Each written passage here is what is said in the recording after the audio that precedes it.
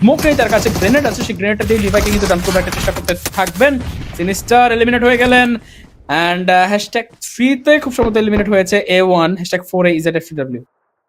#3 confirmation দেখতে পাচ্ছেন, দুটো নক কিন্তু সিএমএফ এর রয়েছে এই মুহূর্তে। সিএমএফ রিকভার করার চেষ্টা সর্বোচ্চ থাকবে, জোনটা তাদের কাছে, হায়ার গ্রাউন্ড রয়েছে। এই ম্যাচটা সিএমএফ এর চিকেন ডিনার একদমই হতে চলেছে, এছাড়া তেমন কোনো ওয়ে কিন্তু আমি দেখতে পাচ্ছি না, বিকজ ম্যান পাওয়ার অ্যাডভান্টেজ, জোনের কন্ট্রোল, স্পিড খেলছেন তারা, সবকিছুই তাদের অনুকূলে। এখন শুধু ওয়েট করবেন এবং সামনের প্লেয়ারগুলোকে ডেসিমেট করে চিকেন ডিনারটা হাসিল করবেন।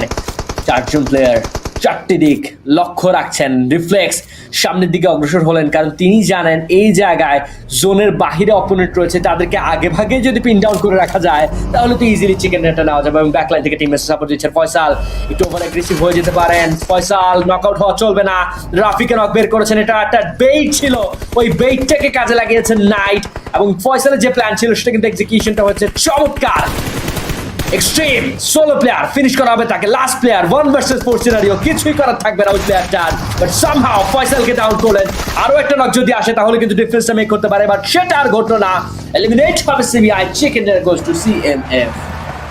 CMF, what a match for them, চমৎকার। তারা আজকের দিনের শুরুতে একটা ডমিনেটিং পারফরমেন্স দেওয়া শুরু করে দিয়েছিলেন, বা সেখান থেকে ওভারঅল কিন্তু চিকেন পর্যন্ত যেতে পারেননি, বাট এবার কিন্তু শেষটা তারা করলেন পজিটিভ ওয়েতে একটা শেষ করেছেন, and চমৎকার ভাবে কিন্তু তারা আজকে